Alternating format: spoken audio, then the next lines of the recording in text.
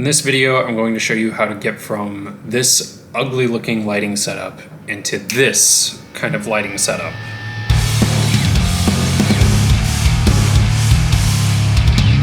So right now I'm working on my new studio where I can work on YouTube content as well as commercial work that I can do in my basement. One of the first things I wanted to do was get a nice starting point for a lighting setup that I can be happy with to get a good picture result with making YouTube videos. Right now I'm pretty happy with the configuration that I have, but I'm inevitably going to change things and tweak things as I learn new tricks with lighting. I do want to warn you that this lighting setup does require a little bit of an investment if you don't have any lighting equipment already, but these tricks can be used in most scenarios regardless of the lighting equipment that you have. I'm using the Neewer 530 RGB LED light panels. A 3-pack of these runs a little less than $350 and includes 3 of the light panels, a carrying case, the power cables necessary to power these, as well as a set of 3 light stands. A link to these lights can be found down in the description below. Now, to explain how this lighting setup works, I'm going to have to quick run through what a 3-point lighting setup is. This is the most basic lighting setup that you will see in photo and video, and once you see it, it will be hard to unsee. 3-point lighting, as the name suggests, uses 3 lights: a key light, a fill light, and a backlight, also known as an edge light. The key light is your primary and brightest source of light. This typically sits about 45 degrees from the front of your face. The fill light, as the name suggests, fills in the extra shadow details on the other side of your face. The brightness of this controls the amount of contrast that you have on your subject. The dimmer the light, the higher the contrast. The backlight, also known as the edge light, adds a rim to your subject and helps to separate the subject from your background. It's called an edge light because of this little highlight it creates along the edge of the subject. Now that we have terminology out of the way, let's get into the lighting setup that I have right now. The first light that I have is my key light, which I have set to daylight balance in order to match the light coming from the window above my computer as well as my computer screen itself. From here, this is where things get a little bit different from what I explained prior. Instead of having a fill light, I opted for 2 edge lights because the light from my computer monitor does fine enough filling in the extra details on the other side of my face from the key light. The second light that I have is this edge light that I have tungsten balanced in order to add a warmer orange hue to complement my skin tones as well as give a little bit of color contrast between my key light and between my other edge light. On this light, I have the barn doors a little bit more closed in order to have it more focused on me and not spilling everywhere. The third and final light that I have is this green edge light, which I incorporated into the set design in order to give a little bit more aesthetic that I wanted to go for the set that I have. I have the barn doors wide open in order to intentionally spill it all over the place in order to create these interesting little green highlights as well as on the ceiling and on the edge here. I like it.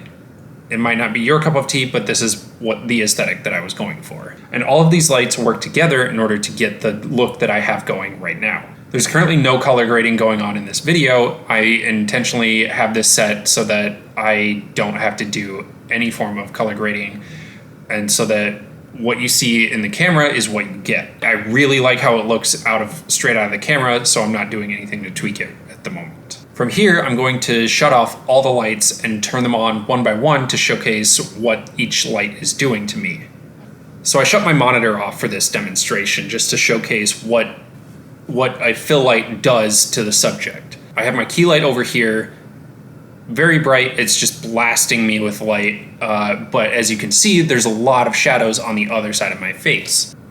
That's where having this computer monitor helps come in because it's spilling more light onto my face to kind of even things out and to fill in details that the key light is taking out.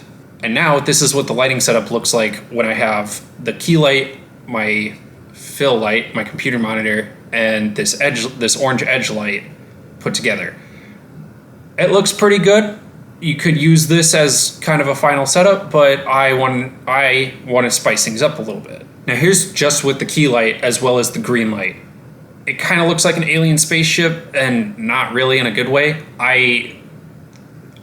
Like I said, this green light was more for set design, but it doesn't do a very good job of separating myself from the background because the background is also green. And as you can see, there's quite a few green highlights on me. And now this is what it looks like with absolutely no fill light, no key light. And this is only the edge lights. It looks kind of cool, but not super practical for a YouTube video where I'm trying to explain lighting or other video things. But now you can kind of see exactly what the edge lights are doing to help out with separating myself from the background. And just for a bit of extra measure, here's what it looks like when I only have the orange edge light on, as well as only the green edge light. And now here's with all the lights back on. As you can see, it's a pretty solid image. It does the job that it needs to do, and in a bit of an artistic way. I might keep this way, or more than likely I'm going to change things as time goes on and I learn more lighting techniques that I want to incorporate into the YouTube channel. Hopefully this video helped you out with your lighting setup. As I said before, you do not need these lights in order to accomplish this look. They certainly help because they have tools such as dimming, saturation, bicolor, and many other things that other lights don't have. But you can easily get a similar result using shop lights that you can pick up at Menards or Home Depot for about $10 to $15. The only problem with that is if you want a multicolor setup like what I have, you will have to get different colored light bulbs, and you will have to get the bulbs as is, and you won't be able to change very much from there. You can get dimmers for these lights, but I can't attest to how these work because I've never used them myself. I just know that they're out there, and I know that people have used them before. In fact, I used $15 shop lights that I got at Menards early on in my production career.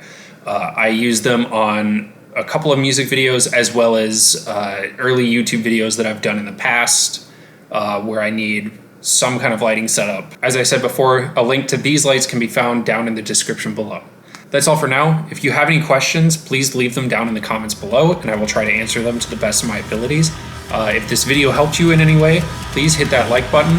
And if you want to see more photo and video content in the future, please hit the subscribe button. And I will see you in the next video.